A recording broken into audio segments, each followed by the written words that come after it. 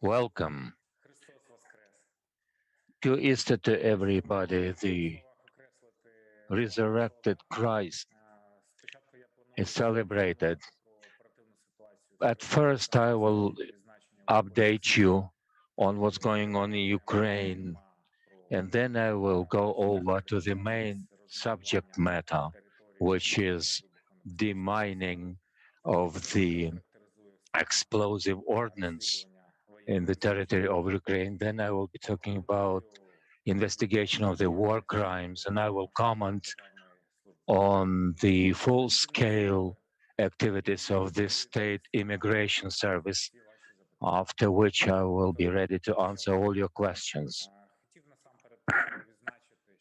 In the first place, I would like to note that during the night of 23rd and 24th of April, except the Kherson region, Ukraine celebrated the Easter holidays. Altogether, the worships were conducted in hundreds of churches.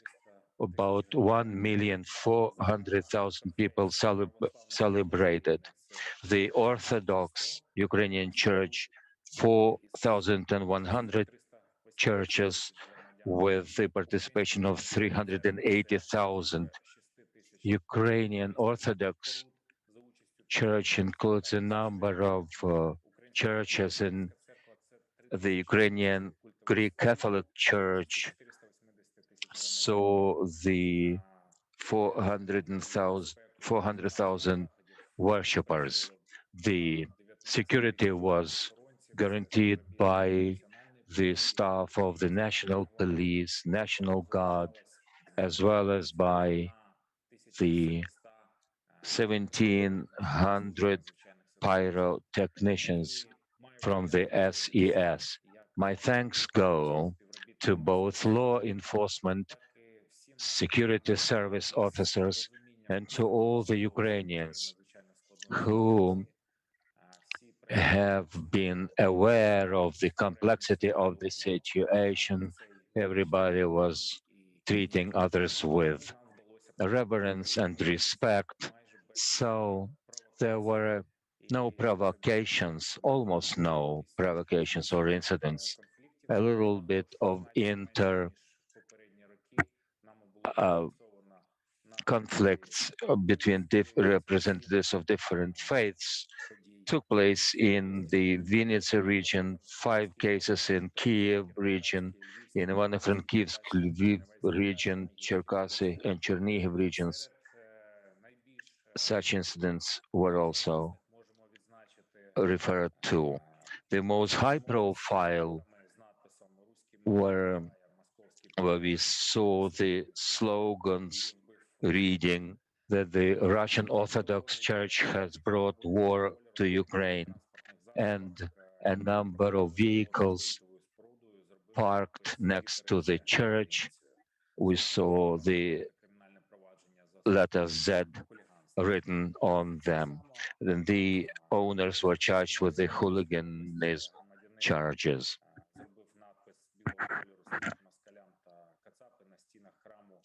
Another incident was when we saw the inscription "Death to the Russians," and uh, it falls under the category of petty hooliganism. I would like to thank everybody for the fact that the night and the Easter day were quite quiet. As for the criminal situation in Ukraine, I would like to say, since the introduction of the situation, we received 120 calls to our hotline and received information about the activities of the enemy, reconnaissance and subversive groups. It has been brought down to more than 1 million to 600,000 calls. The calls that refer to criminal activities also have also been decreased. A number of physical assaults has also decreased.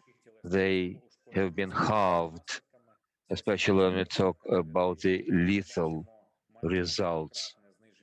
The four times of a decrease we see in the thefts. The robberies have decreased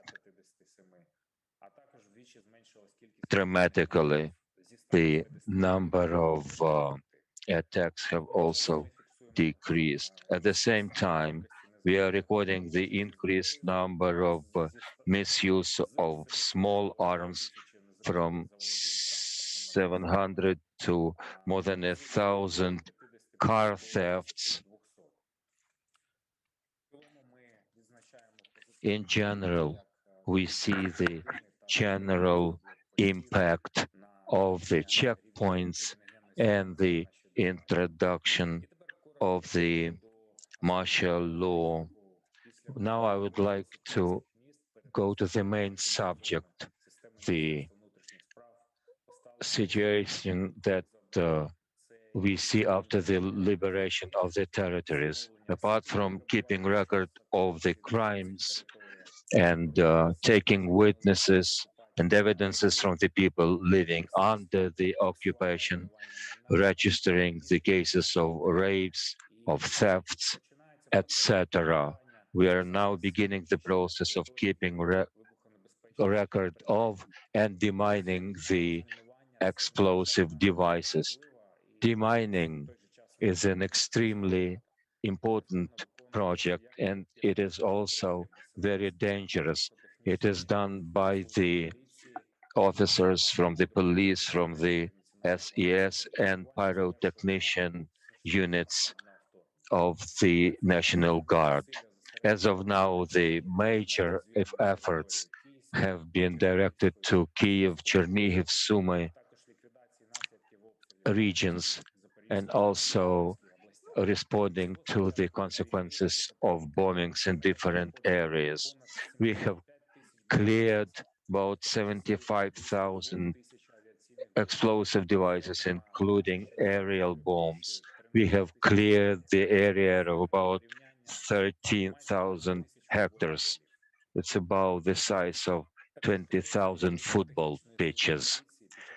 The pyrotechnic services in the Kiev region have defused about 5,000 explosive devices. The enemy is littering our cities with these explosives because they are easy to use and to plant.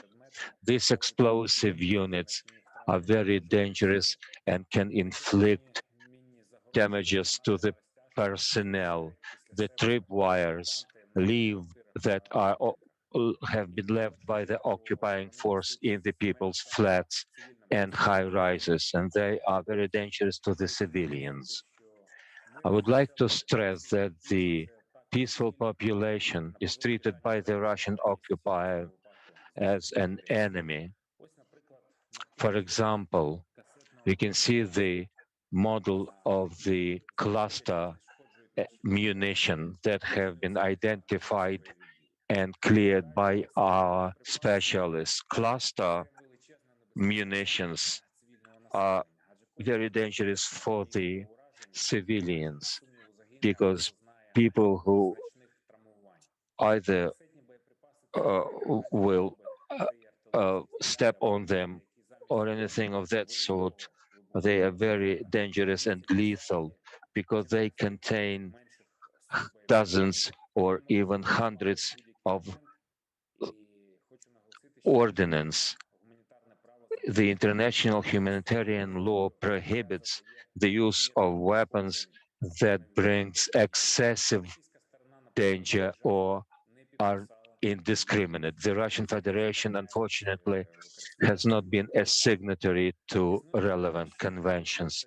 There are data that 98% of the victims of the cluster munitions is accounted for by the civilians.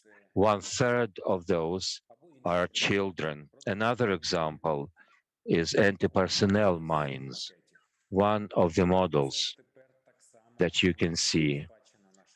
This is the mine inheritance that we have inherited from the Russian Federation's law.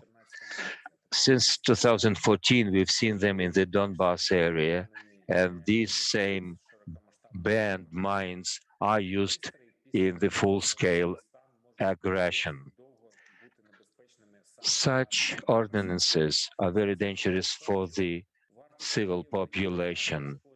The detection price and disposal of them is about $300 to $1,000, but the worth of the ammunitions themselves is not higher than dozens of dollars.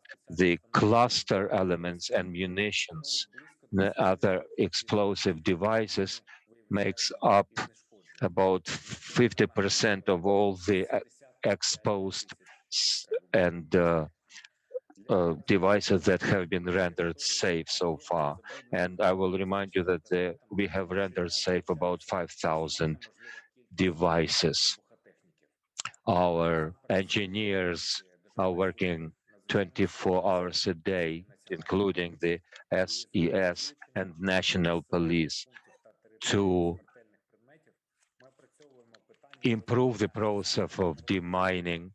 We have been using the help of our international partners, including the Danish partners, UNDP, Howard Trust from the United States, MAG, and other international government and non-government organizations. The use of such devices is against the international law, and while our officers are demining these territories, we are standing in the line of fire, and 38 officers have been killed. The SES has saved 1,013 people when we talk about the civilian population. The other subject matter is holding those responsible to account, meaning both armed forces of the Russian Federation and their abettors, including the members of the reconnaissance and subversive groups, to make sure that these crimes are well documented, war crimes, crimes against humanity, and crimes against the Ukrainian nationhood committed by the Russian army and their abettors. The Ukraine's party is taking advantage of the up-to-date technologies and methodologies. We are also devising our own websites. We have set up a technology that allows us to identify prisoners of war, those Russians that have been killed or lost in action. Although the Russians deny that the conscripts are fighting in the territory of Ukraine, they are sent here without documents, their strategy does not work. We are able to identify such persons. The algorithm allows us to compare their photos in the database that includes billions of photographs. The national police has updated this strategy of recognition. It allows us to update information on the people lost in action, identified corpses in the territory of the hostilities, to identify those people that are allegedly part of the subversive and reconnaissance enemy groups. To do that, we are feeding the websites. This subsystem that we call block post, the checkpoint, we have fed in data on more than 2 million people, collaborators, deserters, and others. We have conducted checks on 72,000 suspects over the last 2 weeks. At the checkpoints, we apprehended 200 suspected persons. As for the checkpoint activities, we have provided the full-scale activities of 700 checkpoints with 2,000 policemen working there. This is how we fight the subversive and reconnaissance groups. We have already exposed 62 such groups, and arrested persons have been given over to the security service of Ukraine. Since the beginning of the war, the national police have initiated about 8,000 criminal cases and proceedings referring to the war crimes of the citizens from Russia and Belarus. 72 persons have been arrested, and a notice of suspicion has been served to 192 persons. We have also set up a regiment called Safari, including most trained police persons. The regiment includes 500 people, and the personnel, together with the armed forces of Ukraine and National Guard of Ukraine, have participated in the assault attacks in Bucha and elsewhere. The personnel has been relocated to other area in the east of our country. In Odessa, we have set up a regiment called Tsunami, including 400 personnel, and very soon they will be engaged in the activities of the Command South. We have also developed a number of other regiments. As for the immigration service that is resuming its work, it was forcefully suspended in their activities in all the territories of immigration service units throughout Ukraine. But not a single document, not a single database or register of the state registry has not been accessed by the enemy. Since the full-scale intervention, the SES have resumed its functioning. The emergency service is now serving our citizens. It took us the little possible time to resume the work of the printers, and of course, two persons of the state immigration service have been killed. Many offices have been damaged, but we have organized the delivery of documents to the Ukrainians and to the foreigners where there are no hostilities. We are also setting up a hotline for people to turn to us. We have resumed the functioning of all the electronic databases, including 17 regions and the capital city of Kiev. To summarize, we are grinding into the second month of the full-scale war, and we have proven that we are effectively fending off this offense in a most effective way. Thank you, and I am standing ready to answer your questions. Can you hear me? Maria Hanchar from Ukrinform. First question. You mentioned that you expected the foreign pyrotechnic teams coming to Ukraine. How many and when will they come to Ukraine? A couple of days ago, we met the first brigades of the fire extinguishing and rescue teams from the United States, Poland, and other European countries. 2 days ago, during the visit to the United States of the Ukrainian Prime Minister, and as a result of his talks, a number of preliminary agreements have been reached that pyrotechnic teams from the United States would be coming to Ukraine. We are talking about humanitarian demining. Another question.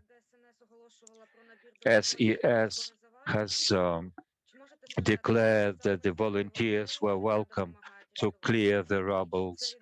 How many volunteers are you having now? And is it happening only in the Kiev city? This initiative has proven to be very effective. And as of now, the volunteers include more than 15,000 people, men in their majority. We are engaging up to 250 volunteers, not only in the Kiev region. Last week, we engaged our volunteers in the Chernihiv region, and we are planning to expand such a practice. I would like to emphasize that we are planning to use volunteers not only in the such simple procedures as clearance of the rubble. Today we are thinking about training on the basis that we have to train the volunteers to gain some specialities and specifics of demining. We are aware that you cannot train a well versed specialist, but you can teach them how to detect, how to mark the different signs of the ordnance, and how to inform the bodies of the SES about the identified explosives. And very soon, in the coming days, we are planning to train such specialists. I would also like to mention that the volunteers are helped by some rare specialities, people who are professional mountaineering, and they, of course, they're engaged in the most dangerous areas where we are having rubbles of the buildings that have not been yet completely ruined. This is why we need mountaineers, and their share is invaluable. We are not only talking about the enrollment of such volunteers, we are training them. We inform them about the legislation, the procedures, and provide them with outfit, instruments, transportation, food. And my special thanks go to the volunteers, some members of the parliament, and the amalgamated territorial communities that are closely working with the SES. This is